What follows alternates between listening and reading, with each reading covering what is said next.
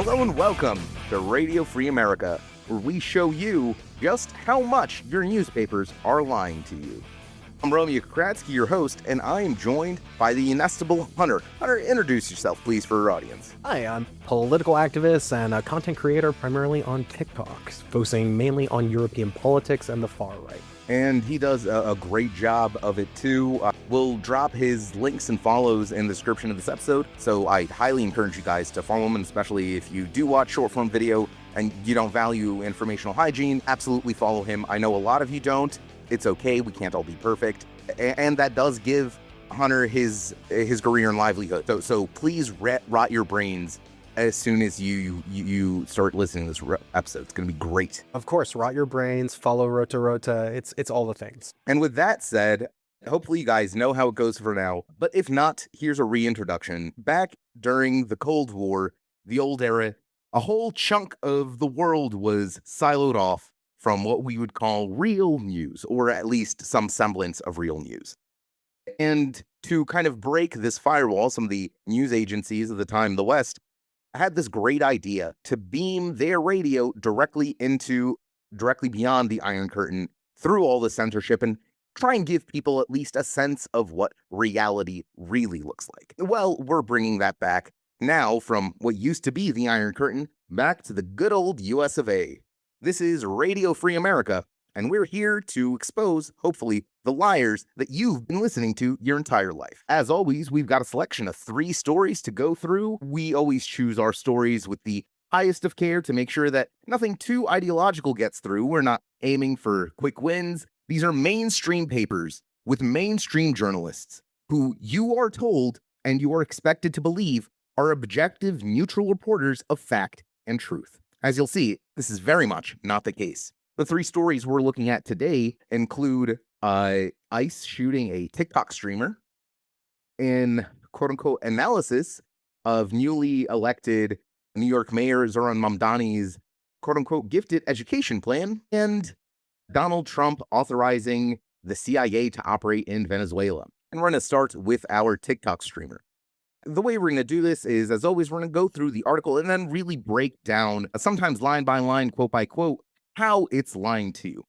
One of the most important things to understand about the news media is that the idea of neutrality that these people pursue is not an idea that lends itself to objective reporting.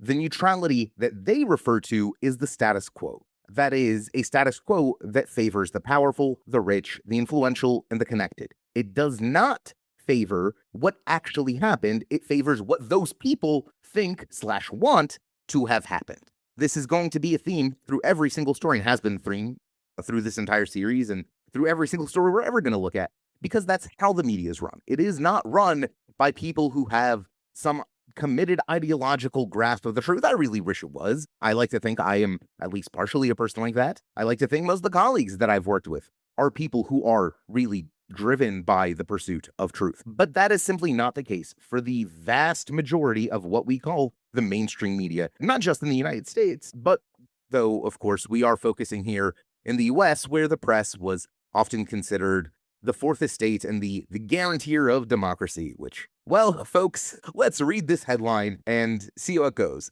This is an article from CNN published on their website. The headline reads, U.S. Marshal an undocumented immigrant, a popular TikTok streamer, injured in shooting during ICE stop in L.A. It's written by Josh Campbell and Alex Stamba. What I always like to do, and if you've been listening to the episodes, you know that I always like to start with breaking down the headline. When this is probably going to sound like a mantra to longtime listeners, but as always, when people are scrolling, they don't read. They will read the headline and they'll read a couple of lines of the lead, and that's it. So breaking down the headline, and editors know this, like news executives know this, people who work in media know that that's what most people read. So the words chosen in the headline are often incredibly representative of the tone or kind of the point, the moral, as you can say, of whatever story the paper is, quote unquote, reporting to you. And this is a very classic example of what is called in the US media the exculpatory tone. And this is a unique grammatical feature of the English language that allows assigning action without assigning an actor. Things happen, but they just don't really involve anyone. For example, a person's injured in a shooting. What does that really mean? You can be injured as a bystander, you can be injured, in a lot of ways, right? However, so the headline again. U.S. Marshal an undocumented immigrant injured in shooting during ICE stop. What does that mean exactly? So when you read a headline, right, you want to be informed. Hunter, how informed do you feel if you're just scrolling the news? What do you think of the situation if you read a headline like that? What comes to mind? Well, unfortunately for me, because I'm a bit critical on these headlines like you are, my first thing that pops out is who did the shooting and who was shot and what direction did any of these things happen in? Wow, you'd think those are really core questions that you would want to, as a journalist, to really make sure your reader gets, even if they read nothing else about the story, at the very least. They'll know what happened, right? Yep, but unfortunately here we seem to have a shooting fell from the sky, and then there was a U.S. Marshal and an undocumented immigrant. But even when you go through the story, as we will soon, you will realize that some of these claims are not even supported in itself. So yeah, the logic on this one's a bit paper thin, and I'd actually be worried to think about what the blurb text on the link when you share it on social media looks like too, and hopefully it's a little bit more informative. And it is important to note, and they really put this in a popular TikTok streamer right into the headline. So this is what they felt was important on the story, not the fact that an ICE cop shot a guy, or maybe the guy shot an ICE cop. Like, we don't know from the headline, from reading the headline. I have no idea which way the shooting occurred. Like, did the immigrant shoot the cop? Did the cop shoot the immigrant? I mean, obviously the latter is more likely, but who knows? It's possible. They don't give you any information. Yeah, maybe there was a third shooter. Like, the bullet appeared out of a portal that no. We can't just developed in the sky. We can't create a conspiracy theory. Not on my episode. Is it really conspiracy theory? Is if all we're doing is a portal opened up, bullet came through. It was the most American. By Alex Jones. I'm just asking questions. In 1858, Karl Marx. All right, so all we know from reading this headline, we know that there's a U.S. Marshal involved, there's an undocumented immigrant involved. They were both or one injured during a shooting. So there was a shooting during an ICE stop, whatever that is. So the journalist, or the editor, more likely the editor who actually crafted, put and posted the headline, thinks that telling you who was involved in, like, who actually did the shooting, who shot who, is not the most important feature of the story. The most important feature of the story is the insert where it says a popular TikTok streamer. Why is that the most important feature of the story? Well, because TikTok is new and for the kids, and therefore novel. I bet that keyword does really, really well when you insert it into a title. Yeah, TikTok streamer? Yeah, amazing. I'm really banking on that for this episode. I'm going to put that straight in. RoteRote, TikTok streamer exposes U.S. news media conspiracy. I was right there, kids, when he came out with the truth. I've really missed my opportunity. Get honest. Also, I video, man.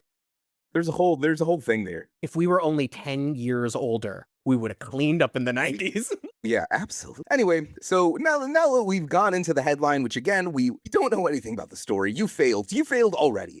The basic test of journalism is, if someone just skims your story, do they have some idea of what goes on? The answer is no. So they've already failed. They're not off on a good start.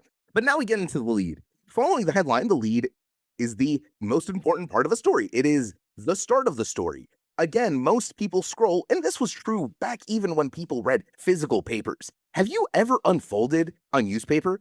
Do you know how large and ungainly those things are? There's no binding, all the papers fall apart. People fold it up, you read a little bit here and there of stuff that interests you. People generally don't really read things through. And that has only gotten more true now in the days of smartphones and Twitter and TikTok and so on. So leads are the thing that you're going to see. If you see the little info box pop up for a news story, you're just scrolling your homepage on Google or whatever it is. You see the little info box cut off and you see the start of that sentence that ends in a ... before they give you the link to open up whatever you're looking at. That's the lead. It is the lead into the story. If you read the headline and the lead, you should, at basic, be able to tell me what the story is about. Can't give me any details, but in a lot of cases, you don't need to. That should communicate everything. Let's find out if it does. The story starts in Los Angeles. A federal marshal and an undocumented immigrant were injured Tuesday after an agent's weapon discharged during an immigration enforcement operation in Los Angeles, officials said. Yeah. Hunter, why don't you tell me what's wrong with this lead? So, one of the main problems of a lot of news reporting is that they'll just repeat statements that the government has said, mainly cops, and in this situation, probably someone from DHS, the Department of Homeland Security. This is really problematic because they lie a lot. They just make up stuff. And this is unfortunately how a lot of these stories around ICE are being told, because they'll basically have the people who it happened to be like, this thing happened. And then DHS is like, well, none of that happened. And if it did, it was okay. And, if it was okay, then they're all criminals. And that's basically how it goes down. And you'll see quickly this is how they're about to approach this bad boy here. That is all very true. And I also want to note another thing. Just like the headline doesn't tell us, who shot who.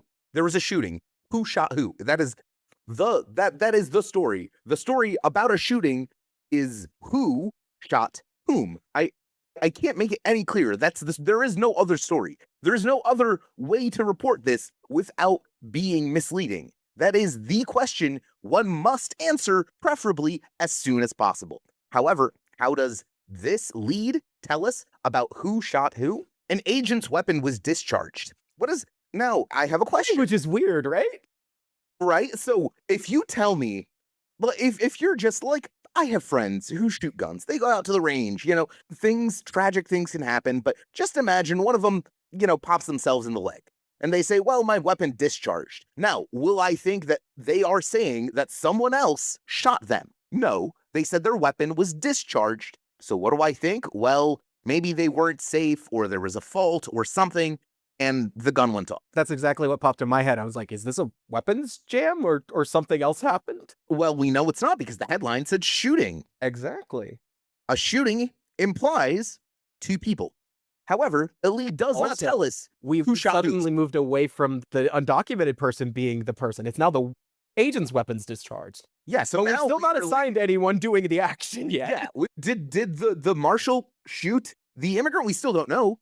Maybe the marshal's gun just magically went off. Who knows? Certainly not the journalist trying to inform the public about a shooting. The next line reads, federal prosecutors allege a man identified as Carlitos Ricardo Parias, a 44-year-old Mexican national living in Los Angeles, and law enforcement vehicles in an attempt to dislodge his car during an immigration arrest. He has been charged with assault on a federal officer, according to a statement from the U.S. Attorney's Office in the Central District of California. He's expected to appear in the U.S. District Court on Thursday in Los Angeles, officials said. That is the entire. So again, you should know what the story is from that thing. If I asked you, hey man, what happened? You should be able to tell me X shot Z or whatever it is, right? You should be able to tell me this marshal, who by the way is unnamed, despite the fact that we are now 3 paragraphs into this story. This is statistically speaking, if you look at usage statistics and read statistics for news websites, which I have access to being an editor of a news website, this is as far as the grand majority, over 90% of people, this is where they stop.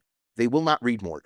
After those 3 paragraphs, your read stats for that article are basically 0. They are incredibly, incredibly low. This is not a long article. That's just the fact of life. People open it, they read those couple of things, and in theory, they should now have enough information to go on with their... the above and below the fold. Exactly. This is exactly right. If there is a damaging story that is below the part where you filled the newspaper. And on a website, this counts as like if you have to physically scroll down a screen, and that's how it kind of translates. So it's the physical act of, if the information isn't front loaded, it just won't be translated. Yep, that's entirely true. But instead, I cannot tell you who shot who. I cannot tell you what the story is. I can tell you the names of only one of the actors involved. Why is that? And here's another thing. You'll notice that Mr. Parias here was listed as an undocumented immigrant. Keep that in mind. That's an interesting factoid we're going to get back to later. And so again, we've gotten through what should be the story, and all we know is that there was some Mexican guy in LA who rammed some cop cars. We don't know why. We don't know what possible context. All we know is that the feds said that he is going to go to court and he has been charged. Okay, I don't know anything else. Obviously, we here at the pod are going to keep reading this article, but again, please remember, almost no one else is. At this part of the story, people are done. they've gotten. So what have you, what have you as a reader gotten if you've only read this parts? Well, you've gotten that a violent Mexican undocumented migrant assaulted police with a car. That is what you think this story is. Now, we're going to keep reading and we're going to find out if that is actually what the story is. However, that is so far, that's what the story is. That's what any reasonable person can be expected to believe currently with what they've been given so far. Continuing on, investigators believe gunfire erupted after an ICE officer confronted the suspect's vehicle and smashed a window with their service weapon, a law enforcement source said. So now, finally, we're getting into what happened. Again, why this was not the lead. You could reformulate this as the lead. That gunfire or an ICE... Again, gunfire exploded. So what did Mr. Parias have a gun? Was he shooting? The sky. Gunfire, okay, so the ICE officer confronted the suspect's vehicle, smashed a window in with their service weapon, a law enforcement source said. While attempting to grab the suspect, authorities believe, sorry, I read this and I had to do a double take here. You might hear it in post because it is a hell of a sentence. While attempting to grab the suspects, authorities believe the agent's weapon discharged, striking both the suspect and a deputy U.S. Marshal. Again, I'm going to reread this paragraph, and Hunter, I'm gonna ask you to kind of draw us a literary scene from, this is enough to expand into a little story, right? Let's do it. Again, the paragraph reads, investigators believe gunfire erupted after an ICE officer confronted the suspect. Mind you, Mr. Parias, who has been so far named as a TikTok streamer in the headline, they haven't told us about this yet. He's been named as an undocumented immigrant, and now he has been named as suspect. Investigators believe gunfire erupted after an ICE officer confronted the suspect's vehicle and smashed a window with their service weapon, a law enforcement source said. While attempting to grab the suspect, authorities believe the agent's weapon discharged, striking both the suspect and a deputy U.S. Marshal. Okay, so what I imagine is ICE rolled up on this dude. He has his gun in his hand. He hits the window with his gun, which is not a good safety protocol if you're using a firearm. You mean banging a loaded firearm on random surfaces is not conducive to firearm safety? I have been told by experts, usually hitting your firearm against solid surfaces like a car is generally considered bad gun maintenance. I could be wrong, but I'm not. So he destroys this window, which we assume has now broken up, as we've seen in many videos of ICE lately. And then I guess also tries to grab the guy with his hand that has a gun in it and manages somehow to shoot said gun and hit, which is not very clear, either himself or another guy. I believe it's who's also because they mentioned that the person who was injured was a deputy U.S. Marshal, and this person, the person who performed the shooting, again, the article doesn't say this. I'm going to state this for clarity. This ICE officer shot Mr. Parias and a deputy U.S. Marshal. That is what happened. That is what happened. Doesn't matter what this article says or how they try to find the headline. That's what happened. So yeah, he somehow in that kerfluffle or him reaching through a glass broken car window. Modern car windows, by the way, they don't work like in the movies. They don't shatter. They kind of crumple. They crumple, so rescuers can then pull the entire window out without digging their hands through shards of broken glass. So what I gotta say, this isn't on video, but just Hunter and I were just staring at each other for a good 3 seconds there. I just gotta say, ICE on ICE crime is a real problem in American neighborhoods, and we need to really address this ICE on ICE crime. So we've barely gotten to the story. Like this is a disaster of an article. If this was my paper, I would have fired the people who wrote in this and the editor who edited it and the headline and copy editors who looked at this, because this should not have gone to print. However, this is not an exceptional article. This is a standard and typical example of law enforcement violence, of reporting on law enforcement violence in the United States. This is how it's done. It is not done to inform the public, as I hope I've demonstrated already. It is done to mislead you into buying the official narrative with the immediate framings, the fact that the only so far actor that has been named in this article is Mr. Parias, despite the fact that, again, this is the story is that an ICE dude shot him. Okay, so we haven't talked about this TikTok stuff. So now the article finally gets to who Mr. Parias is. And no, he is not an undocumented immigrant. If one of my journalists tried to describe a person in their story as undocumented immigrant, again, I would probably fire them because because the question is, no, who are they? What do they do? That is what a person is, what they do. You aren't an undocumented immigrant. You're a farm worker or an auto mechanic or a restaurant chef or whatever. That's what you are. You are not that's not a category. I can't. Anyway, continuing on. As a popular TikTok streamer, has frequently documented ICE traffic stops and immigration enforcement operations around Los Angeles on his account, Richard LA, which has more than 133,000 followers as of Wednesday morning. Parias was, quote, shot in the elbow, and one law enforcement officer was shot in the hand by a ricochet bullet. Both are in hospital, the Department of Homeland Security said in a statement. Sorry. That's so funny. I mean, it's horrible for Parias, but it's very funny that the guy shot the other guy. So again, we are literally halfway down the article. Only now have we been told who this man is, who the alleged victim of the shooting is. Again, we've only been told about one of the victims. The other victim, a deputy U.S. Marshal, has not been named. By the way, that's not like a law. It's a choice for papers to not name law enforcement officials. Now, there are cases in which they can ask not be named. There are cases in which it's ethically wrong to name them. There are cases in which you don't have to exactly name every single cop that you mentioned in the story. However, we're talking about a shooting where one of the victims was a deputy U.S. Marshal. You can name them. Like, if the government tells you you can't, you can ignore them. The government can't actually say that. Like, they can try and sue you for violating national security, I suppose. But that's a real... Lawsuits aren't as common as people really like to make them, to make it out to be, guys. Most of it is just ongoing business.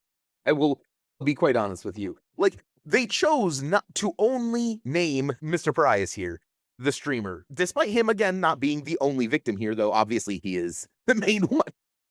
It also seems like a big shift, because making them anonymous is outside of the norm, because normally when like law enforcement are shot in the US, they try to like glorify them. Valorize them, yep. Yeah, make them into big icons. This is one they're like, oh no, let's not do that because this looks bad for us. And I'll tell you, actually, the article does reveal why this person was not named, why the other victim wasn't named. The next sentence after this reads, the injured marshal, who was not named, was in a stable condition, the U.S. Marshal Central California said in the statement. So the reason this guy wasn't named is because these journalists didn't do their jobs. That's why. They took the official statement and they did not look further. I've been a journalist for about a decade. And one of the very first things I learned in the first newsroom I worked in is, are you literate? Can you read? Because if you just read the official statement and then repeat that, you're a stenographer. You're not a journalist. You're not literate. You don't know anything. Wow. It is. I just tried to check because I was like, when do we actually get to one of his reps? And then I was like, oh, it's the third to last sentence in the entire thing. Because everyone we've gotten before has been an official government statement. We've so far only gotten Marshal's office, DHS. Who else did we? That's it. That's all we got. So for the grand majority of this article, again, they've been a stenographer. They've just told you what the government thinks, what the government wants you to believe. Again, the grand majority of people have long since finished reading this article. And if they have, they've come away with the most xenophobic possible interpretation, not interpretation of events. If you've just read where most people read, you have been misled. You have been lied to. The article has misrepresented the situation that is occurring. To continue on, both Parias and the deputy marshal are expected to recover, the U.S. Attorney's Office said. Before the shooting, administrative immigration arrest warrant had been issued for Parias, and federal agents had set up surveillance on a block in South Los Angeles to monitor his movements, prosecutors said. The agents saw Parias leave a home and drive away in a gray Toyota Camry, according to prosecutors. When 3 law enforcement agents boxed in Parias' car and ordered him to exit the vehicle, Parias, quote, ignored those commands and drove the Camry both forward and back, hitting 2 of the law enforcement officer vehicles, unquote, before, quote, accelerating aggressively with the car, prosecutors said, citing an affidavit. Quote, all these factors, including the large amount of smoke produced by the spinning of the Camry's tires, caused the agents on scene to fear that Parias would successfully dislodge the Camry and injure them, the U.S. Attorney's Office said. Strong advertisement for Toyota right there. I mean, I have a Corolla, I have a 21 Corolla. I love that thing. Amazing vehicle. I've taken it. A lot of Ukrainian roads are not meant for sedans, and that thing has been a trooper. It has not let us down, not once. So you know what? Yeah, Toyota. Look, you want the car of ACAB, you want the car of Antifa. Buy Japanese, buy Toyota. Yeah, Not according to sponsored. the U.S. Attorney's Office, Camrys beat ICE cops. Like, that's just how it works now. Official government statement. I didn't make it up. This is real facts. And again, it's hard for me to express just how insane this entire article has been, and the fact that this wasn't a cherry-picked example. We're gonna go just do a casual glance a little later on of recent headlines about ICE shootings, and if there's not a pattern there, I will actually eat my Mets hat. This is a standard example of how these journalists misrepresent what is going on. This is how the mainstream media is lying to you. It's not conspiracies about, I don't know, Clinton beheading babies in the back of a pizza place or whatever the hell. It's just, as always, rich assholes trying to screw you and excuse their buddies' bad behaviors. That's all it's ever been. It's all it's ever going to be. Humans, not that complicated of creatures. And to return to this, so you'll notice, like I pointed out, this is all just the framing of the government. Just the framing of the government. Like, what? I don't know, Hunter, what's really standing out to you in this? Now that they've explained the situation, do you feel enlightened? Do you feel like you have a better understanding of the world? You know, when you were just explaining that, I was thinking to myself, this article, if you just read the first part, you'll come away that like some sort of back and forth shooting happened and some vague idea that some migrant did something bad. If you read a little bit more, it becomes like an absurd story of like of a nice guy shooting another nice guy. And then you're like, okay, this is a bit lampoonish. This doesn't look good. And then like at the end, you get to this very procedural response. They quote city council member saying a nice thing about a Parias. And then we have a nice something from his lawyer. So it's like procedurally, they do give another side, but it's just there to like justify its own existence. Like it's balanced because it includes these sections in a portion of the article no one will read unless you're really pushing through to read the entire article. And yeah, I mean, it's very clever. And I think that this is like, like you were saying, it doesn't have to be very heavy-handed to become, mind-shaping kind of content. You just create a formatting way that you can show all the stuff is there. It's just presented in a way that most people won't see the important parts or the thing that gives full context. And then you just get like partial understandings, like a reflection of reality. Yep. And now consider that effect in aggregate. This is one story, but what happens when you are checking the news, you're a relatively informed member of a democratic public, and in theory, you would like to continue being that way to more fully participate in your society and the choices made therein. But you're a busy guy. You have a job, you have kids, you have a family, whatever, you have hobbies. News isn't your life, and you're just scrolling stuff. And every day, day in and day out, you see headlines, ICE and migrant shootout, ICE and migrant shootout, ICE and migrant shootout. You're gonna start thinking, oh man, there might be a migrant crime problem in my town. And why shouldn't you? That is the news that you've been reading. But you've been lied to. That's not true. I was even thinking with their usage of the word gunfire, it implies like a back and forth. Like I lived in New Orleans a very long time, and like you would use, gunfire is when there's like back and forth gunfire going on, not just like a guy accidentally shooting his gun. Like that's very different, and you wouldn't describe it as that. Also, like never or a CNN journalist apparently. Do we even have like the word like accident or no? It doesn't exist in this article. Okay, that's crazy. Let's finish off this article. Read the end part. Homeland Security investigations and the FBI are investigating the incident with assistance from several federal offices, including ICE, the U.S. Marshal Service, the Bureau of Alcohol, Tobacco, Firearms, and Explosives. Like, that's just a straight quote from whatever statement they emailed DHS Press to tell them. You don't have to reprint that. Like, that is almost going to be word for word. Because why is it important to the story that we know the names of the federal agencies involved in investigating the shooting? It's not actually relevant to the story. Like, I'm not saying it's an irrelevant entirely detail, but to be quite honest, a casual reader does not need to know this and does not care. The only reason, and the reason I know you include it, is because when these people send you a statement, the journalist probably is usually lazy and you just copy as much as you can fucking fit from the statement to pad out your word count. Yes, that's the actual reason. It's also this artificial appeal to authority, right? Like, if all these big agencies have said this is real, then it becomes real. Like, you will it into being. Yep, exactly. Quote, fearing for the safety of the public and law enforcement, our officers followed their training and fired defensive shots, DHS said in a statement. No, they didn't. He shot another dude in the hand. No. Who are they defending? Just a reminder, because I want to, this is very funny to me, and I want to repeat where they actually, like, the part of this article that actually tells you what happened in the shooting. Parias was, quote, shot in the elbow, and one law enforcement officer was shot in the hand by a ricochet bullet. Following their training. Fences. What? What is that? What is that? Los Angeles City Council member Curran Price has voiced support for Parias, describing him in an Instagram post as a, quote, pillar of our community, a fearless citizen journalist whose authentic storytelling has consistently uplifted the unheard voices of South Central Los Angeles. His lawyer, Carlos Jurado, told CNN affiliate KCAL KCBS the suspect recorded DHS activity outside his residence on Tuesday morning. Quote, somehow in the process of him recording, he was impacted by a bullet in one of his extremities. I don't know, that lawyer, it's his lawyer, and that quote sounds even worse than what this article has said. Even the article hasn't twisted the English language. Somehow in the process of him recording, he was impacted by a bullet. Just say my client was illegally shot by an illegally empowered illegal officer of the illegal law. Like, granted, I didn't phrase that as elegantly as a lawyer can, but I guarantee you somehow in the process of him recording, he was impacted by a bullet in one of his extremities is non-elegant phrasing. You're his lawyer, man. You couldn't frame the situation in any more favorable way for your client? Also, don't say extremities. It makes people think it could be in bad places.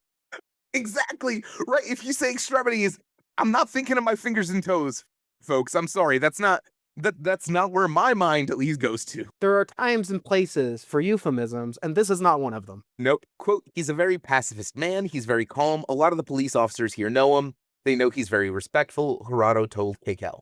CNN has reached out to the LAPD for more information. If convicted, Parias would face a statutory maximum sentence of 8 years in federal prison, U.S. Attorney's Office said.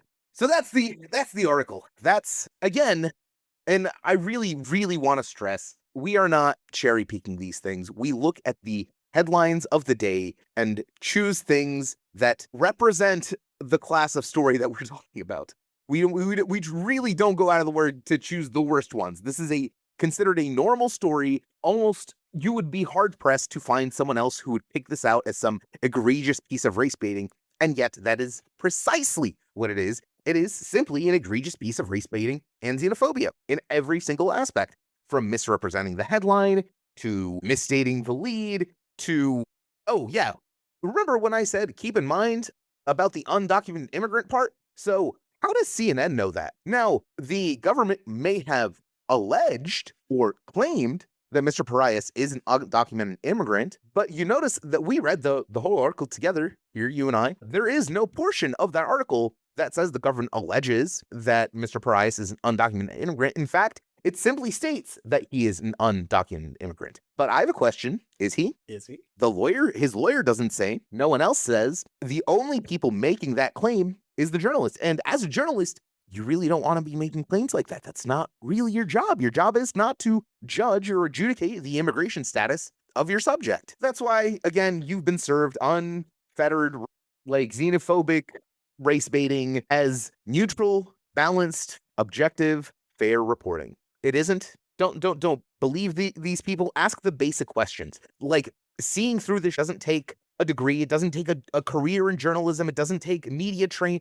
All it takes is just asking the basic questions. What the hell does any of this mean? How could this possibly have happened? Why don't I understand anything? If you're asking yourself, why I don't understand anything after you read a story, I mean, granted, it might be your fault, but in a lot of the cases, it is the author's fault. The journalists, the editors, the paper that published the story, it's their fault for not communicating the story clearly. And that's not always because they're incompetent. It's because they choose not to. Every single choice that we critiqued in that story was chosen deliberately. This isn't because they're bad at their jobs. They chose these decisions because they think that's what their job is. They believe their job is to lie to you and sell you xenophobic, race-baiting garbage. That's what they think their job, that's what they think they earn their paycheck on. And it's very important for the rest of us to never, ever forget that. It's also like something to think about that, these very large media companies don't need to make a profit. They exist because they exert a lot of political influence. And the billionaire owners have no downside to them losing a ton of money because that's not their purpose. No, it's literally free press. It is free press. Like, that's actually every paper in Ukraine. They're almost all oligarch owned, and they almost none of them make a profit because they really don't need to. They do not need to. That is not the purpose of a paper. It cannot really make a profit. You are offering information in the internet age for free. Information that, in theory, takes a lot of highly skilled people working around the clock constantly with very few breaks to put out. This is a high quality, high value product that will not make a profit. What they do is not because they're chasing, sometimes because they're chasing audience numbers, but a lot of cases it's because they believe that their job is to screw you or to sell someone else screwing you.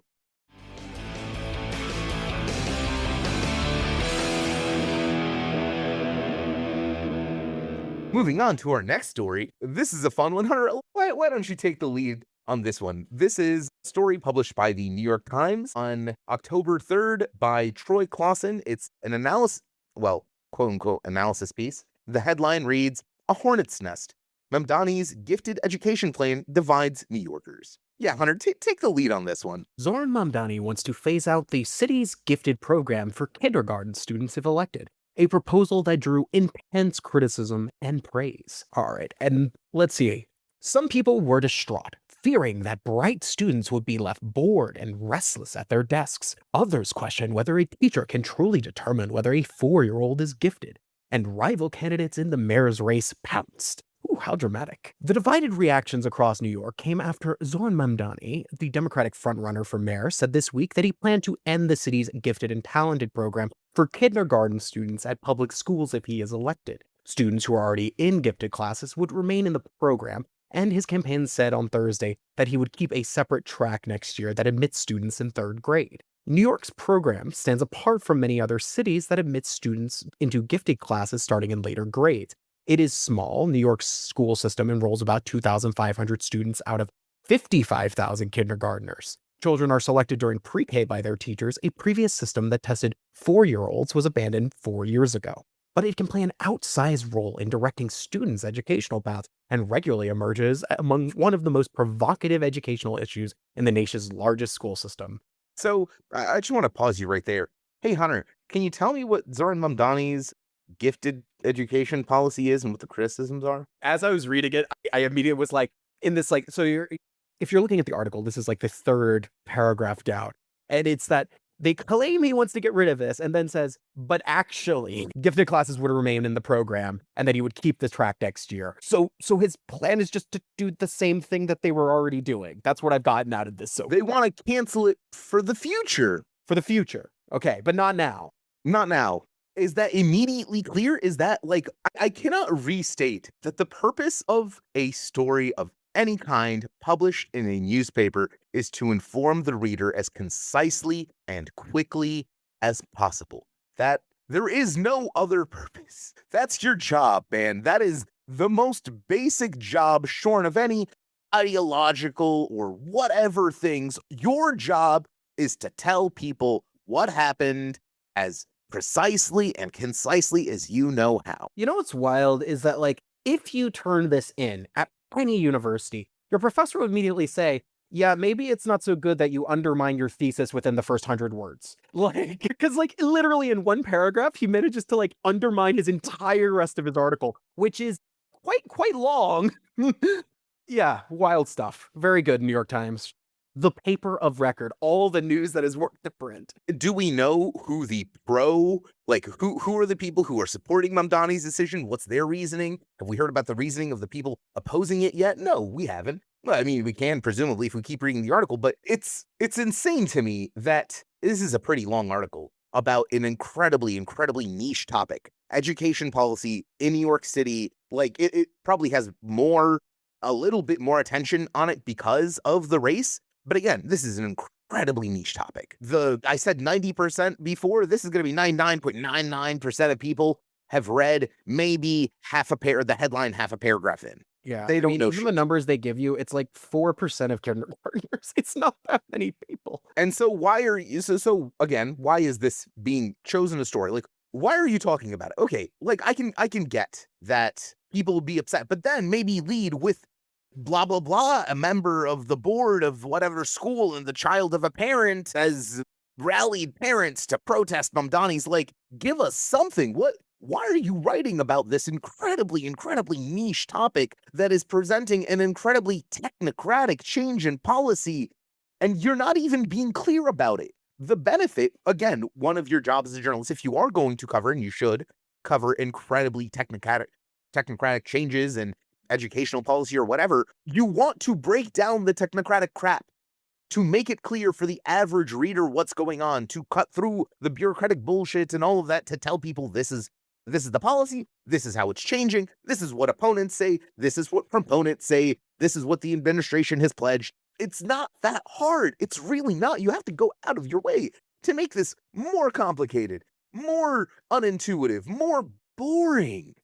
No, but like I also think it's interesting. We have no one like it's a lot of just statements of this being a good thing, but no one's backed it up yet, right? So it's like it can play an outside role. We get through that. It's like, but who says that? Where is that coming from? Is this author like the main source of this information? And again, I want to note that the article did start with a proposal that drew intense criticism and praise, and I just keep that in mind. Hunter, let's keep reading on. I believe we left off on the highly selective program. The highly selective program is often viewed as a stepping stone to the city's competitive middle and high schools. Many families clamor for access to gifted classes as a way of ensuring that high-achieving students can be challenged and receive prime educational opportunities in later grades.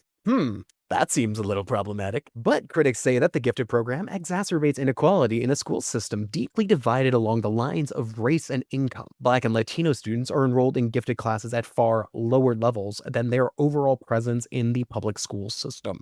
The competing realities have ignited years of contention amongst parents and politicians about the future of gifted education in New York, including 4 years ago when Bill de Blasio announced a plan at the tail end of his term as mayor to phase out the program. I just have to point out, there's 2 bills in a row that was not missed in the editing process. Yeah, so this is the paper of record, by the way. It says Bill de Blasio.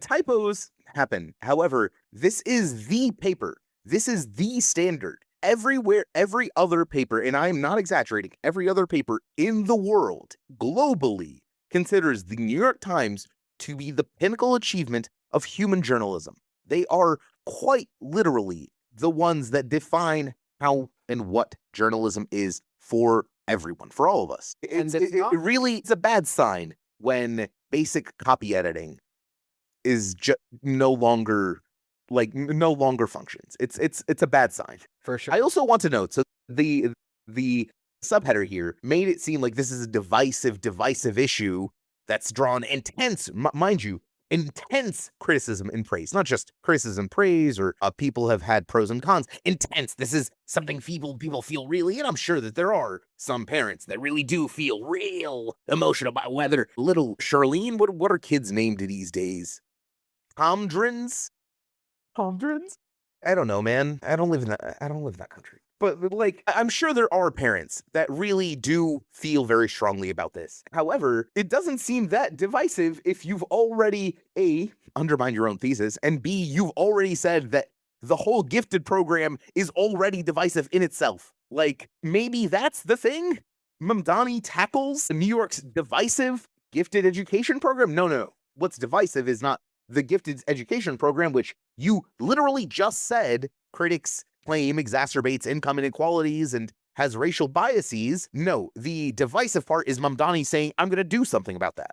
And by the way, do we know why Mamdani has chosen this? Has the article yet to cover Mamdani has to say about his policy that is supposedly so divisive? The other thing that popped out at me immediately in the last little section was he presents very subtly the actual problem, which is that these gifted classes have become almost required to get into higher forms of education in New York City. So they've created this cruel system where a small amount of slots allow your child to get into better schooling later. And that is actually that's the problem right there. actually true.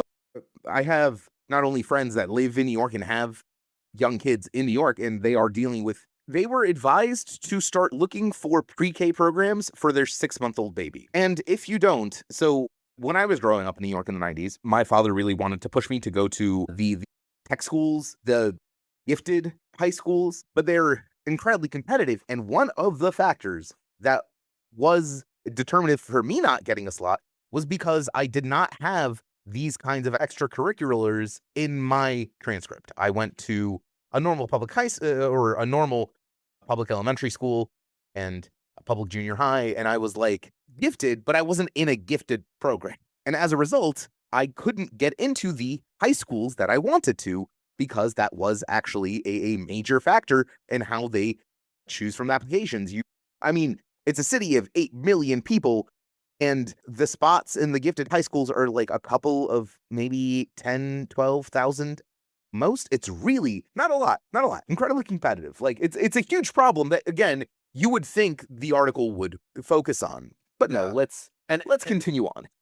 No, well, one thing before we do move on, because I'll forget. I was also thinking like it's really insidious because like if you don't know a lot about New York City, and like keep in mind this is like a national audience, right? So you would assume it's kind of like all the gifted programs across the rest of the country, which are just attached into regular public high schools as like, you know, a few accelerated courses here and there, not like a whole separate like magnet school system and all these other things. And so like it makes it very easy if you don't know anything about New York City to be like, oh, well, like why would you want to get rid of this very like small portion of the public high school? Like then it becomes a lot more, you know, inflamed, right? Because it could affect more people. Yeah, exactly. I actually also want to note, here's another thing the journalist could have mentioned, but hasn't, and I'm going to bet will not. One of the photos that they used to illustrate this piece is a photo of a protest in front of Stuyvesant High. This is one of the most famous, most elite of New York's public educational institutions. And you can see that one of the signs that the students are holding up is a poster that reads, it's cut off, but from what I can guess, it reads, Stuyvesant only 8 black students admitted for probably some term or some year. You could talk about that, make that the focus. That's great. That seems like a bigger issue, to be quite honest. If one of the most well-known, elite, prestigious high schools in the entire country, and as a result, in the entire world, globally, admitted less black students in a term in a city that is majority minority, then I have fingers on my hands. All right. Anyway, the article doesn't cover that. Let's keep going. What does the article say? Let's find out. On Thursday, the school system barreled towards a resurgence of this complicated debate. Hours after Mr. Mamdani's plan became public, his opponents in the mayor's race attacked his vision for the program and the school system. Former Governor Andrew Cuomo, a Democrat who is running a third-party candidate, wants to expand gifted classes. He blasted Mr. Mamdani's proposal as destructive and emblematic of a deeper problem in today's Democratic Party. The surface-level appearance of a solution is sufficient. Boy, I guess the PR team from Cuomo got in touch with this writer. All right. Got in touch with this writer? Is this writer bought this article in this paper? The Ding, ding, ding. boom, boom, boom. All right. This year, about 10,000 families applied for kindergarten gifted programs, which Mr. Cuomo said shows that parents want more of it, not less. That program is one program that allows extraordinary students to actually excel, Mr. Cuomo said at a news conference Thursday. You take away gifted and talented programs, the one possibility is that your child might get a really first-class education and public schools goes with it. That's a statement, Andy. All right. Mr. Mamdani shared his plan in response to... I mean, also, there's a reason Cuomo lost. Like, Cuomo lost. This was written before the election, but Cuomo lost, and I feel like, again, one of the reasons he lost is if you just say, you know, New York public school systems suck, every single school in New York sucks unless you're one of the, like, 2,500 kids that get into the gifted program, you're just not going to have a good education. Like, you can't be mayor and just say you hate your city, man. It doesn't work. I don't know how you could possibly win. The main message that people hear is, I hate you, I hate all of you living here, I hate the traffic, I hate the cabs, I hate the subway, I hate the schools, I hate bagels and pizza. Like, How do you expect to win? Just on a purely pragmatic level. This is not really just important to this article, just overall. He lost, guys. Like, we should move on. He lost. It is beautiful, though. Mr. Mamdani shared his plan in response to a questionnaire that the New York Times sent to the leading candidates in the race. I'm sorry, we're like halfway through the piece, and they only now are telling us what this plan is. No. I don't think that's the problem with this particular section. It's the fact that we have advertisements immediately below this for other articles. They want you to click away. They're actively being like, from the UI design of this website, please stop reading here. Like, we're done. All the rest, please stop. Yeah, no, you do that on purpose. Every single paper in the world does that because you want to catch people whenever they lose. So you will use your readership metrics that I mentioned before that will tell you who read up to what point on a paper. And you want to, every cutoff, you want to put the read more links to naturally get that loss of attention. So here, probably they're expecting people are probably bored. They're going to click off. So here's the things, click on these instead of, go shift to Twitter or what. Guess why they don't want you to continue? Because the next statements are from the Mamdani campaign. Dora Peck. I know, it's perfect. It's a perfect instruction. The paper of record, everybody. Dora Peckek? Peckek, I guess. Peckek? Okay. Dora Peckek, a spokeswoman for the Mamdani campaign, said that in a statement that Mr. Mamdani's agenda would ensure that all students receive a high-quality early education that enables them to be challenged and fulfilled. Zoran knows that 5-year-olds should not be subjected to a singular assessment that unfairly separates them right at the beginning of their public school education. Anyway, do you know how a lot of us, these millennials, have ADHD? No reason. Let's keep reading. Truth, though. While the families of public school students in the city may be dissatisfied with the state of gifted education, they share little agreement about the solutions. We're not going to continue reading this whole piece because honestly, it keeps going on, and it's. But we get into like the bad parts next, where they're like, basically, it's only white people in this program.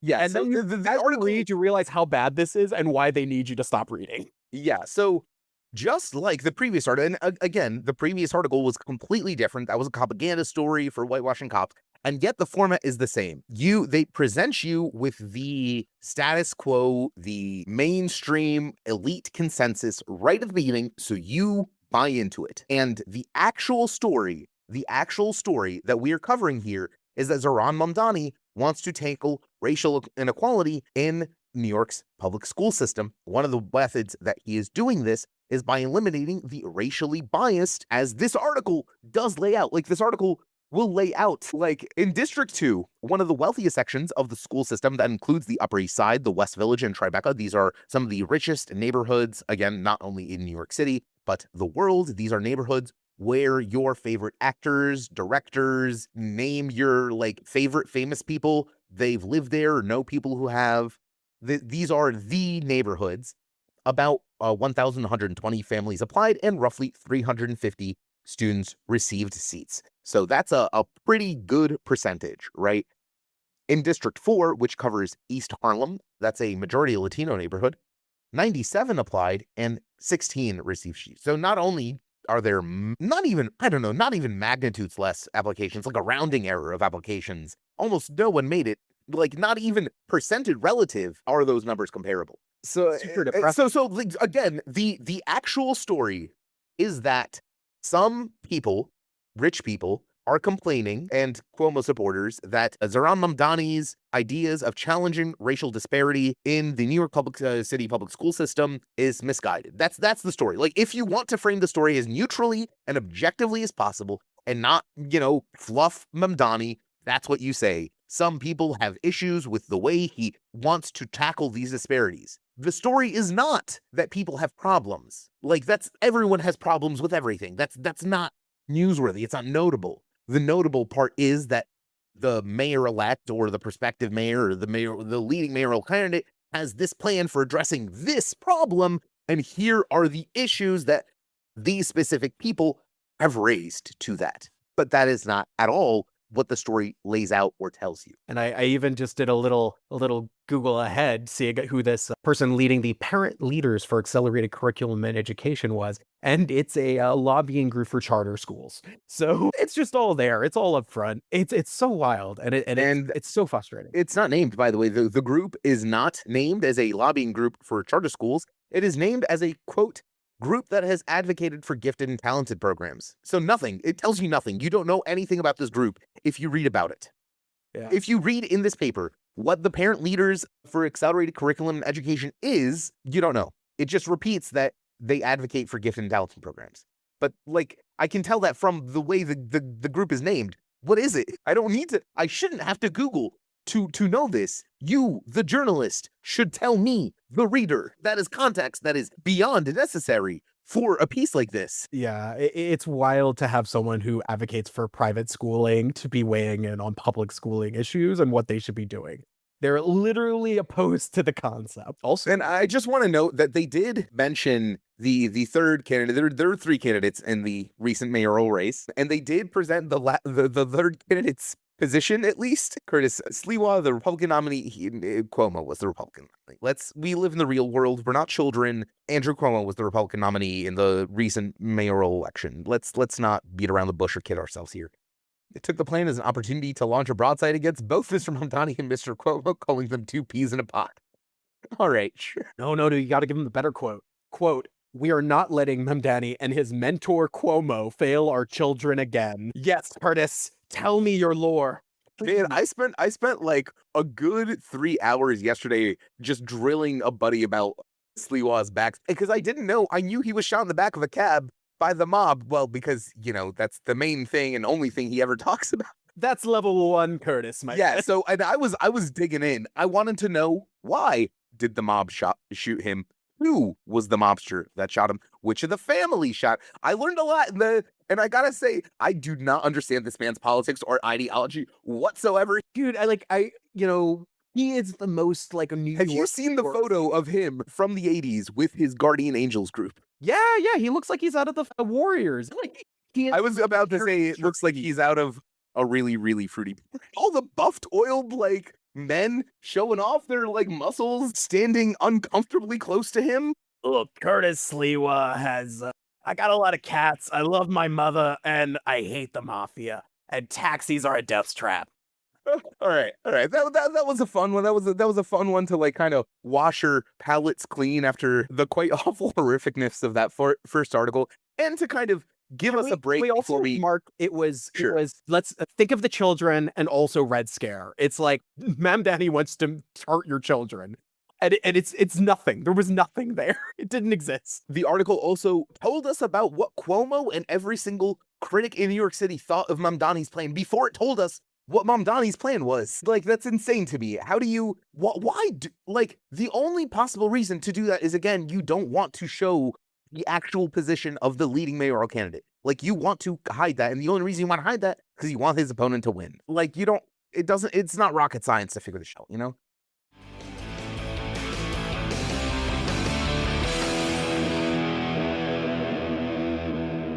And now, with that done, we get to move to our last story of the episode. And this one's going to be a real fun one. Man, how does Alex Jones stay angry for like 10 hours at a time on air? I'm getting tired already. Like, I carry around so much anger just on a daily basis, and I still can't really figure how he keeps... It's the cocaine, isn't it? Overall, man, you can do anything with enough amphetamines. Amphetamines make me less emotional. They actually depress my emotional reactions significantly. I'm sorry you don't get the full glory. A shame. All right. Just imagining Jones just doing rails off his desk. I'm sure he has. Like, dude's done a lot of drugs. Like, he might not call the weird random supplements he puts in his body like a legal drug, but they are. No one knows what's in them. The FDA explicitly does not check. There's a carve out. And by the way, the supplement industry won that carve out. Like, that wasn't a natural thing.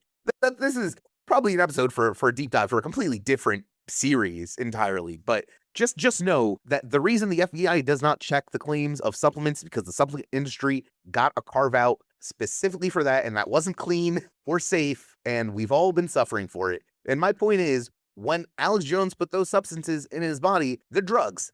He's getting high as bulls. Mark my words, folks. Whatever he says, he's lying. He's getting high as bulls. Just that man's insane. Buy a bunch of supplements and mix them together. I'm sure that's going to work out. This podcast does not offer medical advice. You get enough supplements and you have a DIY speedball. That's just how it works. Chemistry. If any supplement company wants to sponsor Radio Free America, my email is going to be in the description.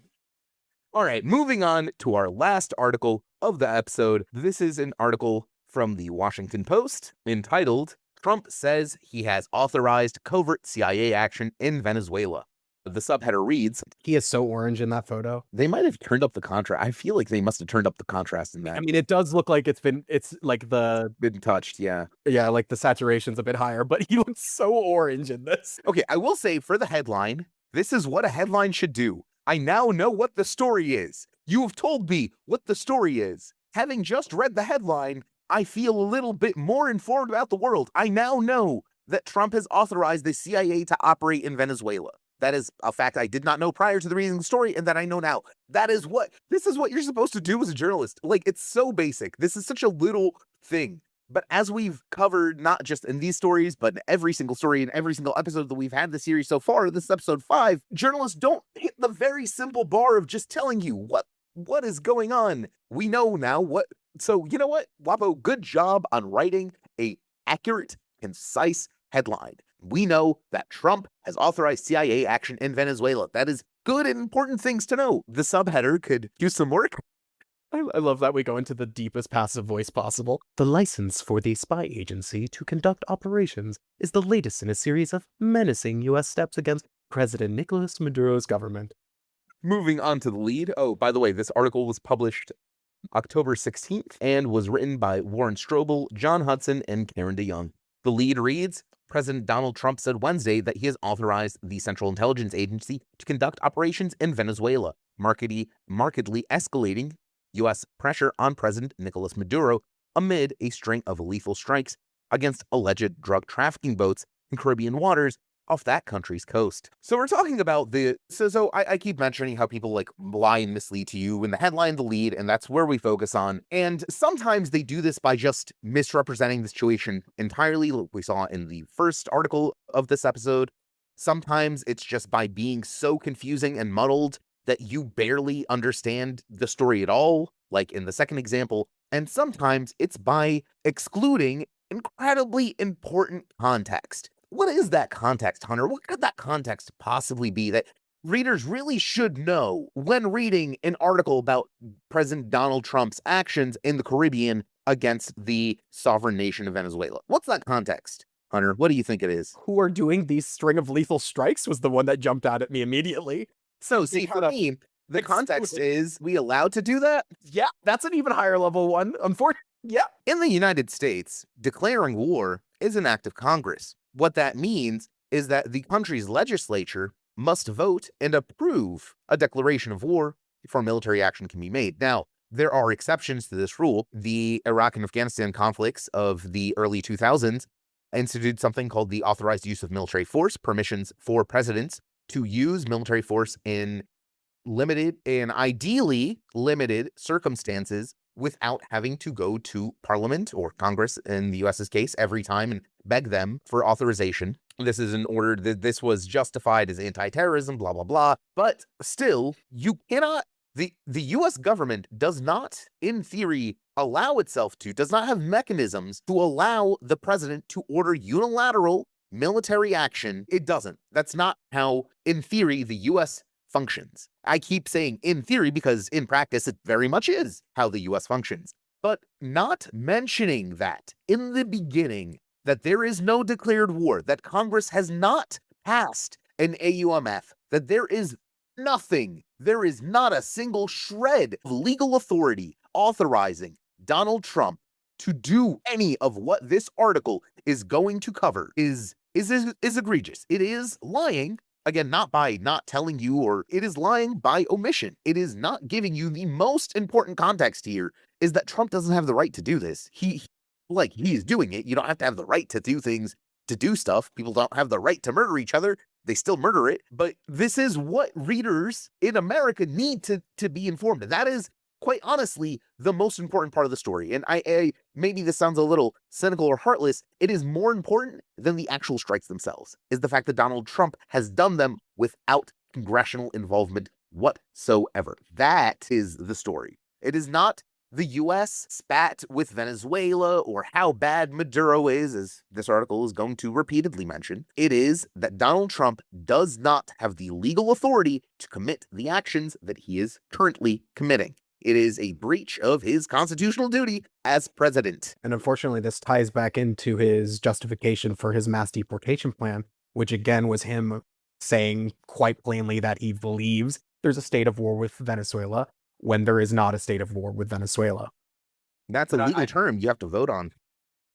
As you were talking, I was thinking, man, all the War Powers Act heads are just like nodding along right now. They're like, yeah, man, all right. Trump declined to say whether he had authorized the CIA to overthrow Maduro, a step some of his national security aides have urged. Let's be honest, the laws around what spy agencies cannot do are like more worthless than normal laws. But it would be nice if the journalist would take the time to inform the reader in a small sentence following that one whether or not Trump is allowed to tell the CIA to overthrow the leader of a sovereign country. It just as an aside. It's just really presented as like a fait accompli. Yeah, he's just allowed. He can do that. He's done it. It's done. So what are you bitching about? God, it's like 2003 all over again, man. It's so upsetting. That's why we here at Radio Free America are doing the work we do because, well, it's time. It's time. The president was asked about reports that he signed a highly classified document known as a finding that allows the CIA to conduct covert operations in foreign countries, ranging from clandestine information operations to training guerrilla opposition forces and conducting lethal strikes. Trump's order was reported earlier by the New York Times. The details of the new authorities now available to the CIA remain clear. What do you mean? And the reason I say this, what do you mean? I should be specific.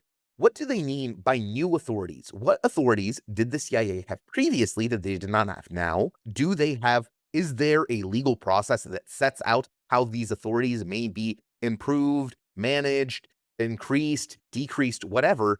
And does the president have the authority to bestow those authorities on the CIA?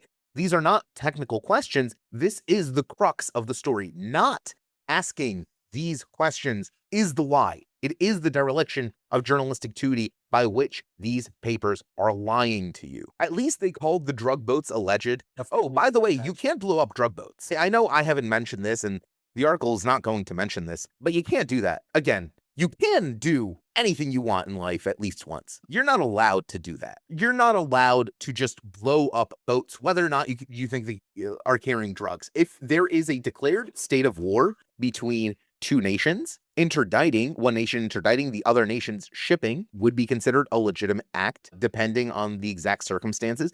But simply sending a battleship into sovereign waters or just off sovereign waters and blowing up random boats is just murder. It is not war. It's just murder. It's just, we're going to kill some foreigners because we can. Really, people really do like to criticize the US military for being jingoistic and gung-ho, but this is the most blatant you could possibly do, and this would have been seen prior to Trump's election as just beyond the pale. Like, you would have to at least do it with drones. You couldn't do it with like an actual battleship. People, like generals, would resign if this was a Democrat generals would resign because it would be a blatantly illegal order. It's also like, it's so bad because like I think people do not understand how close these US naval ships are. They're just sitting right outside of their territorial waters. And like, even when you were saying that, even in a state of war, this would still not be military ships. They would still be civilian ships. Like, at the end of the day, they're not military targets. Like, it's just the Trump administration saying this. They've made this huge logical jump from a criminal organization is run by the government and thus it's a military target. And this is just like so far beyond even like the most extreme kind of like Obama era drone warfare. This is way bigger than that.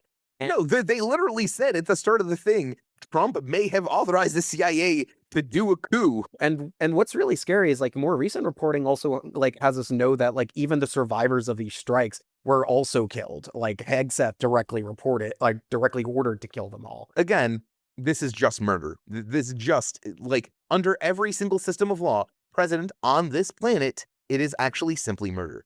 To continue on with the story, however, but people familiar with the matter said the spy agency has surged personnel to the Caribbean and Central America as part of the Trump administration's moves against Western Hemisphere drug cartels. They are there to collect intelligence, not conduct armed operations, said the people who, like some others, spoke on the condition of anonymity to discuss sensitive matters. CIA surveillance drones are also prowling the skies above Mexico, searching for labs that make the deadly drug fentanyl, they said. Okay, I will say I was about to jump on WAPO, but they at least made it clear that this is a claim that these CIA surveillance drones are searching for fentanyl labs, because obviously that's a lie. Like, I'm sure maybe one of them, someone has at some point said fentanyl lab in connection to deploying drones, but that's not why they're there. They're there to intimidate the government with CIA surveillance drones. Yeah, and also, like, it was well known before the election that they were pushing hard for intervention into northern Mexico.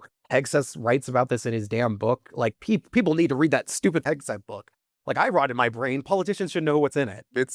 But why bother when you have the very august journalists at some of the highest respected institutions in the world telling you the news? Speaking of the news, in a televised speech Wednesday, Maduro denounced what he described as the CIA's record of regime change and coups d'etats in countries in Latin America, the Middle East, and elsewhere. Quote, "How long will the CIA continue to carry on with its coups? Latin America doesn't want them, doesn't need them, and repudiates them," he said. Why do they frame the very factual statement he said as some hearsay? That's the CIA objectively, historically, has in fact had a history of regime change and coup d'etat. In fact, this whole article is about how Trump has likely authorized the CIA to carry out one of said regime change and coup d'etat operations in Maduro's country against Maduro. Why is Maduro criticizing that presented as hearsay? That is, like, you don't have to like Maduro, but that's just a delusional way of framing that.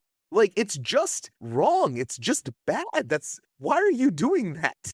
Do you not think the CIA has a record of regime change and coup d'etats in Latin America? And if you don't, you're a journalist. There's Google and Wikipedia, man. It'll take you 2 seconds. They have a really nice formatted list on Wikipedia. Don't you know that people yearn for U.S. occupation? Yearn for it. Yearn. Venezuela's foreign ministry reacted with, quote, extreme alarm to Trump's announcement, calling it a, quote, grave violation of international law and the United Nations Charter. Now, it would be nice if the journalists mentioned whether Trump's ideas would. You don't even have to say would or not. You can say Trump's actions or Trump's statements would seemingly support the Venezuelan foreign ministry's assertion of violating international law, as international law does in fact prevent. Like, you can just put that sentence in your thing as a journalist. Nothing is stopping you. The editor will not take it out because it is actually explicable context. The editor might take it out if, you're working for WAPO or the Times, but a good editor wouldn't. They would ask why it's not in there, just like I'm asking now. Why isn't that in there? Why aren't you telling the readers whether this statement is true or not? Reporters and journalists are not stenographers. That's really not our job. Our job is to tell you what's going on. Our job is not to tell you what other people have told us. I don't know why people get so confused. And I say people, I mean other journalists, why they are so confused. Your job, journalists, is not to repeat what someone else told you. Your job is to listen to what other people are telling you and then tell your readers what you think the truth is. The framing on this is so bizarre in this paragraph, too. In a statement Wednesday, the ministry also denounced the U.S. operations in the Caribbean, which it said, quote, constitute a policy of aggression, threats, and harassment against Venezuela. It also accused Trump of trying to legitimize a, quote, regime change operation to seize Venezuela's oil resources. Did he try to legitimize? I feel like you can just say Trump has tried to. You can contrast Trump's words with what these people are saying. Presenting it in this disjointed way makes it seem like the Venezuelans are, like, overreacting to an article entitled Trump authorizes CIA to operate in Venezuela, and the Venezuelans are just crazy talking about some regime change stuff. Like, whoa, well, Nelly, where are you going with that? All we want is just a couple of spies here and there, but regime change, I wouldn't know her. What's a little light wet work between friends? You know that at least one MAGA official has used that in a conversation with, like, some Mexican counterpart. They've absolutely said that. Let us just kill a couple of guys. Like, your press won't even notice. We'll do the whole head chopping off thing. It'll look totally legit. Yeah, exactly. It's so grim. There's, like, such a high percentage chance that is real. It is way more than 10%, and I'm very depressed about that. I also want to know that, like, earlier they mentioned Mexico, we're talking about Venezuela. Venezuela and Mexico are not neighbors. They're not close. They're not even on the same continent. Why would you? Well, they don't know geography. It's south. Ignorance is bliss with the WAPO editors. Trump's top national security advisors have feuded bitterly over Venezuela policy and whether to seek the overthrow of Maduro, whom Washington accuses of stealing last year's Venezuelan presidential election. That's funny. I'm pretty sure the Venezuelans accused Trump of stealing his last election, and I'm pretty sure they're right. That course is favored by Secretary of State Marco Rubio and CIA Director John Ratcliffe, one of the people said. In August, Attorney General Mamdani doubled a bounty for information leading to the arrest of Maduro to $50 million. Quote, a threat to national security. That sentence is real interesting to me because I did not know that the Attorney General can post bounties on people. Like, I know you can post bounties on people. Like, I've worked in private security in America. I've worked with bounty hunters, so I know that law enforcement organs can put bounties out on people, but I did not know the Attorney General of the United States of America is the one who does that. For foreign criminals? What? I don't even know if you have to go that high. I believe the marshals can do this also on a lower. But can the AG do that? And why would the AG be able to do that? The Attorney General they're supposed to be a lawyer. Yeah, but like think of like this as one of the OG positions in the Republic. So like there wasn't a police system back then. It just didn't exist. I guess maybe this is how the Fed set bounty. I mean, that would be interesting if the journalists be like, as an aside, this is how bounties in the US work. But at least from what I understand, because like the only actual police service like on like the federal level was just the marshals forever, that like most of it was done through like free range contracts like this. So apparently according to that, again, I want to restate, according to this sentence, the Attorney General of the United States can simply put a bounty on people in the range of tens of millions of dollars. We live in a world. It's a society. We live in a society. Trump has made no final decision on using force to overthrow the Venezuelan leader. One person familiar with the matter said, was that person Donald Trump? Who's your source there? One person familiar with the matter, like, okay, sure. But Trump acknowledged he's considering military strikes against land-based targets in Venezuela. Quote, we are certainly looking at land now because we've got the sea under control. Again, the article isn't going to talk about how Trump does not have the right to do this. He doesn't have the authority to do this. He's doing all of this extra legally. None of this, as the kids say, none of these words are in the Bible. Well, in this case, none of these words are in the Constitution. The White House and the CIA declined to comment on the agency's new authorities. Trump's decision to confirm, even in general terms, his instructions to the CIA was highly unusual. It's because he has dementia, guys. You can't just put at least a dementia, but Trump has often been seen slipping ever since. Like, he's done so many gaffes. There's a guy I follow on Bluesky, my social network of choice, Matthew Tay Sweeney, who was I believe he was a former writer for Cracked. And he has a constant refrain, which has become sort of one of my unofficial models, and I'm certainly sure it can be one of the unofficial models of this series in particular. They like Trump and want him to rule us like a king. You could, like, if this was a Biden story, they would have mentioned how, like, Biden's old and his forgetting stuff. And here's a bunch of people talking about how Biden's been so forgetful, and that's why, and they would have led you to believe, or they would have implied by association, that the fact that the reason Biden revealed the secret CIA operation to overthrow Trump is because he's senile. Like, that would have just been a thing they do. This wouldn't even been a story about the CIA. It would just be about Biden's dementia. Yeah, it would be about Biden leaking, damaging national security by leaking a classified CIA operation. It would be headed, Biden dementia talks resurface, Dems in disarray. This paragraph is where it would start. It would be like highly unusual CIA activity, and then it would just be a dementia article. That would be it. Yep, and it would be written by Olivia Nuzzi. Greatest writer of her generation. More amazing than Desiring. He desiring to be desired. He desired the desiring of desire itself, desiring to desire. If we measure writers by the effect they have on people, how disturbed I was knowing that about their sex life has had major effects on the world. So that's how it works with science. Trump said he authorized CIA involvement because Venezuelan authorities have, quote, emptied their prisons into the United States of America, end quote, and because, quote, we have a lot of drugs coming in from Venezuela, end quote. Again, one of the most famous statements from the first Trump presidential campaign was him saying, they're sending their rapists and their drug dealers. You could have drawn a parallel with that as a journalist to kind of remind people that Trump has had a history of xenophobic utterances and statements, and you could have made it clear that this is a continuation of the same thing, or you could have at least, to be again neutral. And the reason I keep saying this is because they're not even matching their own self-described standards of objectivity and neutrality. This is all just propaganda.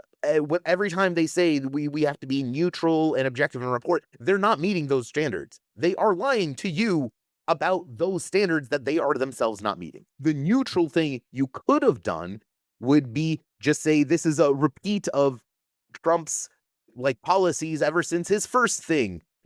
To remind people of history. You want people to be informed as a journalist. That's your job, is to inform people. And you want them to know things. You want them to draw connections between A and B, and sometimes even A and C. And magically, maybe you can draw a connection back from C to A to really put things into perspective. But they don't do any of that. What's sad, they don't even do the littlest thing, right? There's a big statement here. He's saying that Venezuela has emptied their prisons at the United States of America. If this was true, it would be big. This would be a big thing, and you would be able to see that it's real. They just let it hang. That statement. Well, because Donald Trump. If Donald Trump says this, despite the looming confrontation, Caracas has continued accepting deportation flights of its citizens from the United States, which have occurred at a rate of 2 a week in recent months. Venezuela is not considered a major source of fentanyl or other synthetic opioids responsible for overdose deaths in the United States, and cocaine trafficked through the Caribbean is mostly not bound to the North American markets. It's coming to Europe, baby. Why? We are well past the halfway point of that article, and they have only now introduced any facts, any semblance of factual information into this article. And the headline was good. So, there's that. The CIA is not playing a direct role in the lethal strikes against what the White House has described as drug trafficking boats in the Caribbean. At least, again, good that they are saying this is what the White House is saying.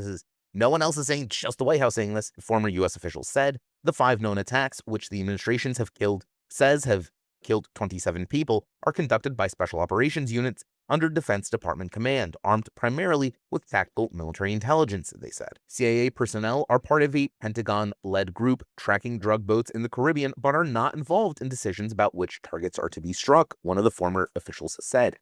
It would be, I'm whispering again, but if my camera doesn't pick it up, it would be nice if the journalists told us who is responsible, who is involved in making the targeting decisions. The answer is, of course, Pete Hegseth, the current Secretary of Defense of the United States. He's the guy who says which boats should be bombed and then also kill the people that fall out of the little boats because it's funny. And I was playing Helldivers the other day and I bombed a bunch of my own guys and they all fell out like that, and it was real funny. So do that, please. Agency officials are leery of being too closely involved with the strikes, which some lawmakers have said may violate U.S. and international law, this person said. Wow. I'm glad we're nearly done with this. I'm glad we addressed that. It's taking them this long. I enjoy that this is an article that comes a little bit before the most recent kind of cycle, which was Democratic politicians who are also in the military telling soldiers, perhaps don't do things that are illegal. Don't do crimes. Don't do crimes. And here the Trump administration is like, what if we did do crimes? What if we all just did a little crime? And also, I like how they say the journalists themselves cannot even quote some lawmakers have said may violate U.S. and international laws.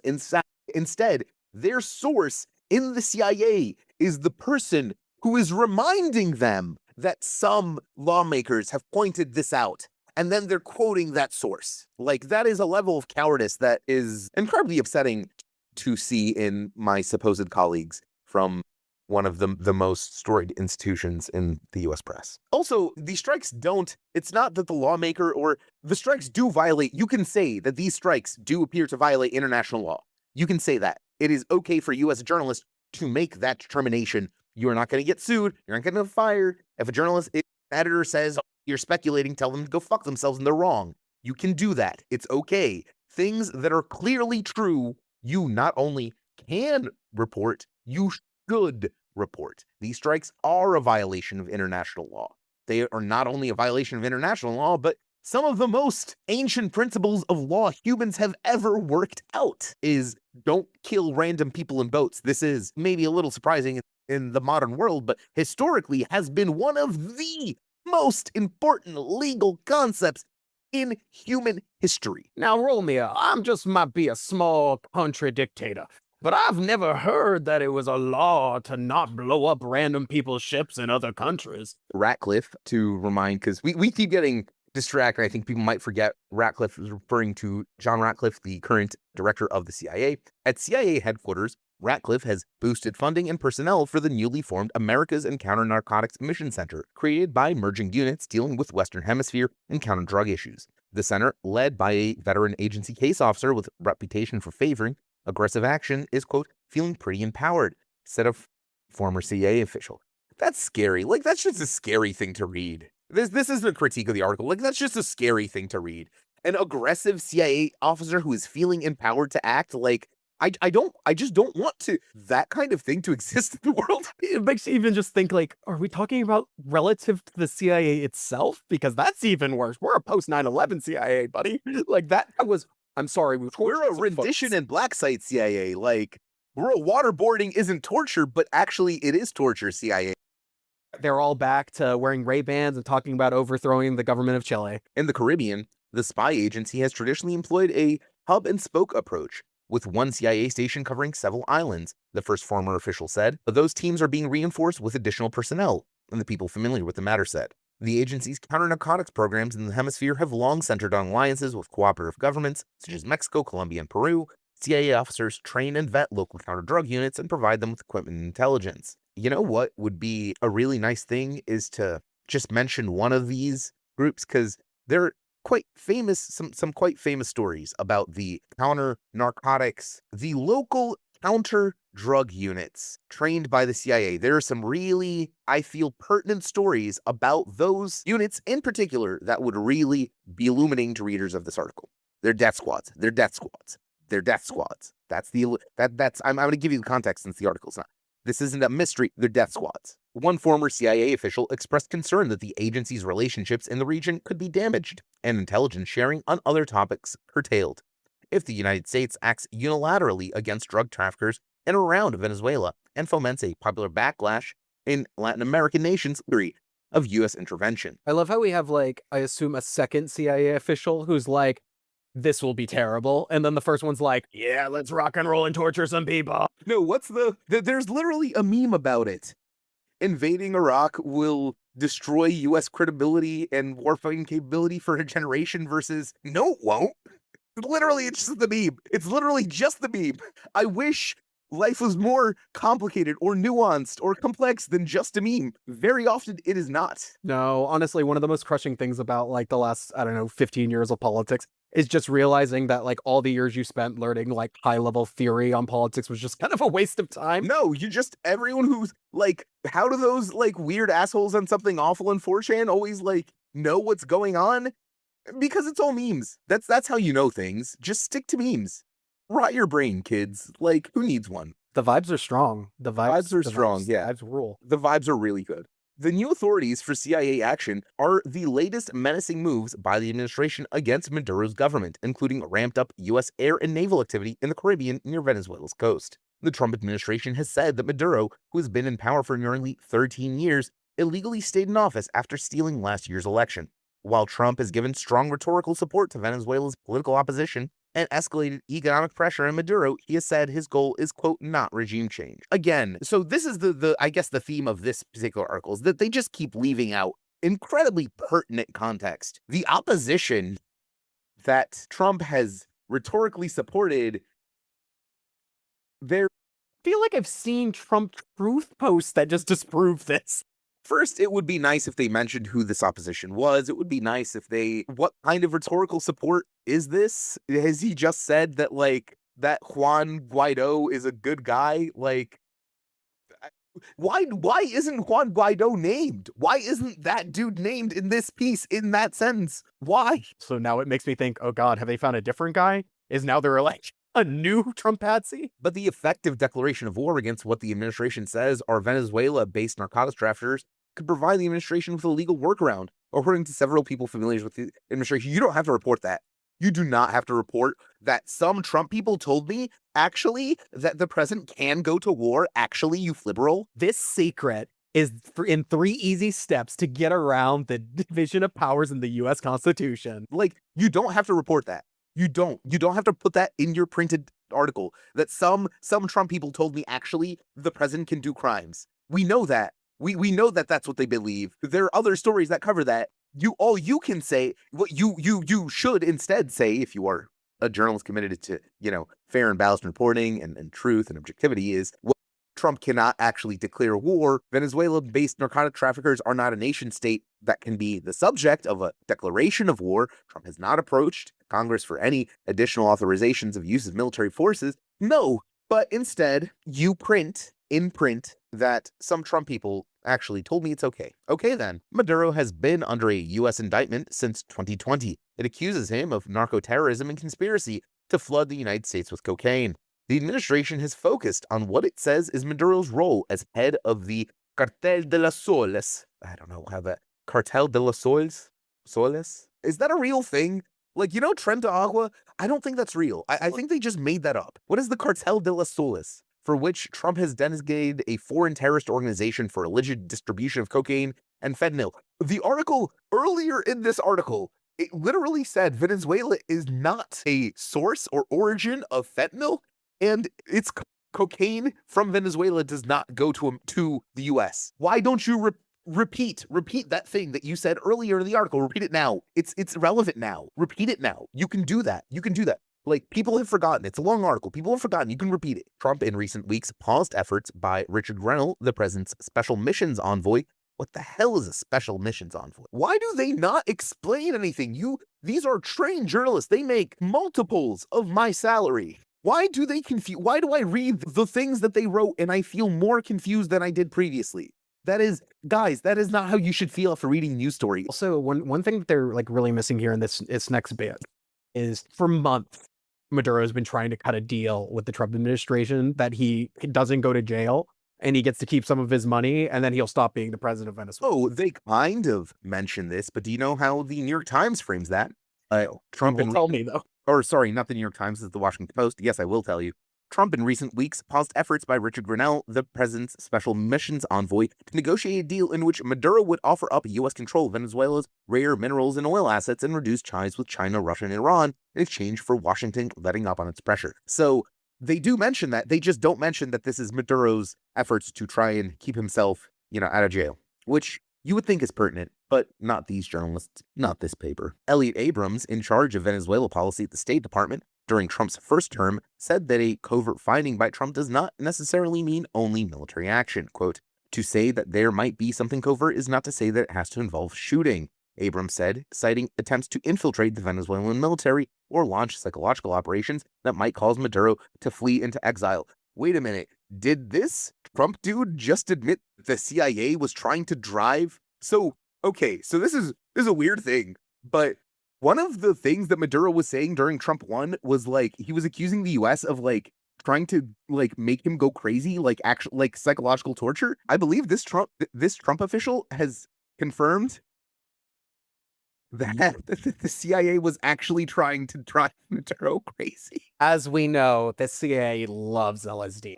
There's so many missed opportunities with this article. It hurts me because it's a long article that they have a lot of sources. They have to talk to a lot of people. After all of that effort, you just get unreadable, informative, misleading garbage. Well, it's just a waste of work. Next paragraph, man. Another person familiar with recent U.S. history in Venezuela said that a lack of solid intelligence on what was going on inside that country during Trump's first term contributed to the failure of a number of indirect attempts to foment military rebellion or cause Maduro to step down. Again, the Washington Post... But we're not overthrowing the government, guys. We've never, ever, except for all those other times, never, ever done it. No intentions. And it's insane that Venezuela thinks so.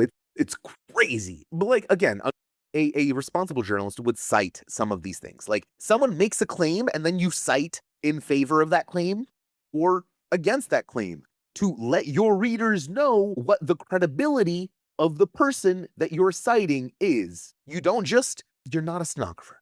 Trump has designated 8 cartels as foreign terrorist organizations, upping the stakes for U.S. security agencies. Other intelligence agencies, including the National Counterterrorism Center, established after the September 11th, 2001 terrorist attacks and focused on Islamic militants, have shifted significantly to the counter-narcotics fight. The top Democrats and national security committees in Congress issued a joint statement last month saying that, and by the way, this is the second to last paragraph of the piece, like every single piece, almost every single piece we've covered throughout the series, only at the very end will they tell you anything about what the opposition has said. Ever. The top Democrats and national security committees in Congress issued a joint statement last month saying Trump has, quote, failed to state a clear military objective for the strikes against alleged drug trafficking boats off Venezuela and, quote, have provided no explanation of how this use of the military could ever end. Again, that should be your headline. That is the story. The story, as tragic as it is not the murder of the random fishermen in Venezuela. It is the fact that the president has ordered the military to murder random fishermen in Venezuela, and the military has carried out and followed those orders. While some in Congress fear Trump is seeking regime change in Caracas, other congressional aides told the Washington Post that the administration's CIA plans could be a, quote, psychological operation aimed at instilling fear and confusion in Venezuela. But who knows what Donald Trump wants to do? It's a mystery. It's a mystery. That statement from the Democrats, too, like the second line is like, this is illegal, and he hasn't gotten authorization from Congress. Like they actively had to miss the main crux of their argument. Okay. So those were our 3 stories for the week. Hunter, this is your first time in the pod. What do you think of these examples, of these sterling examples of American journalism? How do you feel? I feel crappy. I feel less educated. Like I was told a lot of things, but it didn't give me very much knowledge, and I really had to depend upon stuff I knew from other stories or actual journalists and talking about these issues. And you know, this really sad part is it's that, you know, the Washington Post, New York Times, CNN, like this is a huge chunk of the information space. This is what movers and shakers are also reading.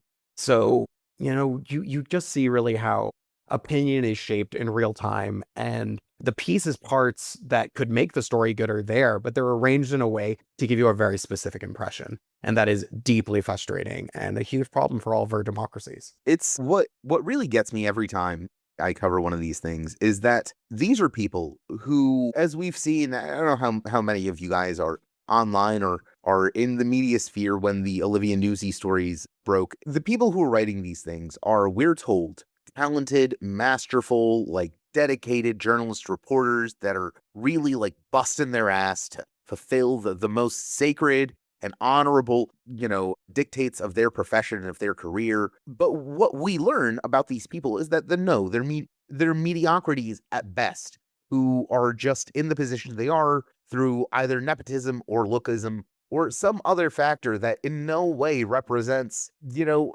anything. I'm not even talking about talent for journalism, but just a want to do journalism. I don't feel like these journalists care about journalism. Like I don't feel like they give a shit about doing their jobs well, because even if you're going to be misleading, you could at least do it better. Like I keep bringing up that this standard of neutrality or whatever that they try to uphold that they don't meet, and that's what really depresses me every time. Because they could do better. They could. We've seen talented journalists time after time after time put out amazing exposés and reports and then get sidelined or fired, or like, it's not they can't find these people. They have, and then they fired them. Finding them isn't the issue. This is who they keep on. They keep on the people that write xenophobic trash, that write thinly veiled, paid for political hit pieces, that write, you know, jingoistic, rah-rah, narco nonsense, and not the people that are actually trying to inform you, actually trying to help you, fellow American citizens, not live in a tyranny,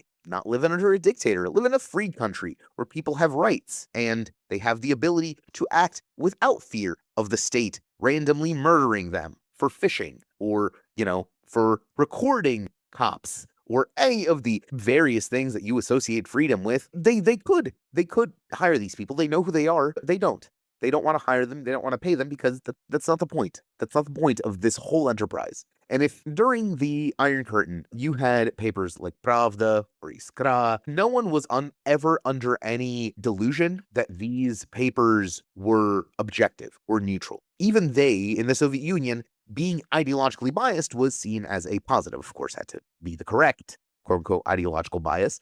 But that was seen as a positive. It was a repudiation of capitalist degeneracy, that capitalists have some objective, blah, blah, blah. It should be all subjective, blah, blah, whatever. But no one really, like the citizens of the USSR were not under the mistaken impression that their papers were trying to tell them the truth. Everyone knew that Pravda was a lie. The funny part is Pravda means truth in Russian. And one of those fun Soviet jokes, I guess. But it was like no one was under this impression. However, in America, you have papers that I hope, as my listeners, or I hope you guys are coming to believe and share in my, beliefs here and lose some skepticism if you have it. These people who are writing these stories are engaged in the same level of ideological bias that those Soviet papers were. They just aren't even honest about that. And that's what kills me. It's the mediocrity and the choosing to be mediocre over, talent, because it runs in the face of meritocracy, the thing that supposedly makes capitalism work, that makes capitalism the best thing ever since sliced bread. One of the core foundational aspects of America,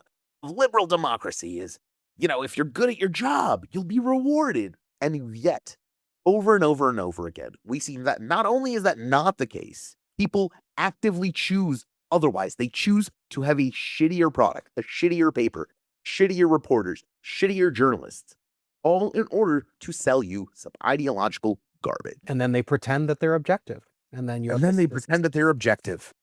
Yeah. And I think for me, that's the most frustrating part. Like, I'd rather know exactly where the writer's coming from, like ideologically and all the rest. And then I can kind of judge their argument and their facts based upon that knowledge.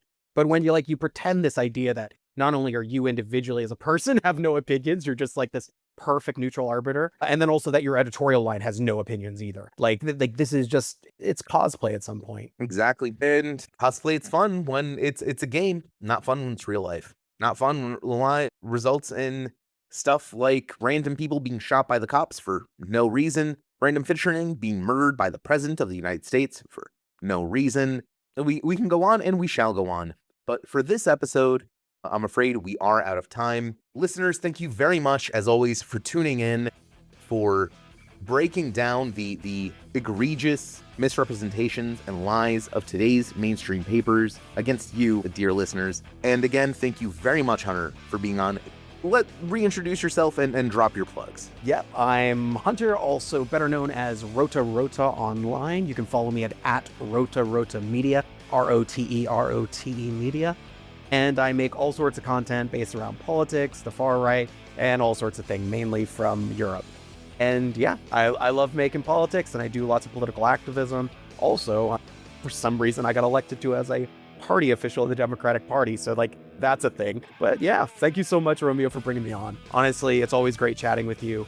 And the future of democracy is dependent upon an educated populace and good media and journalism that isn't just at the whims of billionaires or having to appeal to whatever personalist regime is in control of the government. And we can see that quite clearly day by day in the United States and all over the world. Precisely so. And hopefully, dear listeners, if you keep listening to Radio Free America, sign up for our Patreon, and listen to our sister podcast, Ukraine Without Hype, hosted by my colleague, Anthony Bardaway, you will be one of those informed, responsible democratic citizens capable, or at least willing, to stand against the rising tide of authoritarianism, fascism, that will likely murder us all if we do not stop it. I love you all. As always, good night and good luck.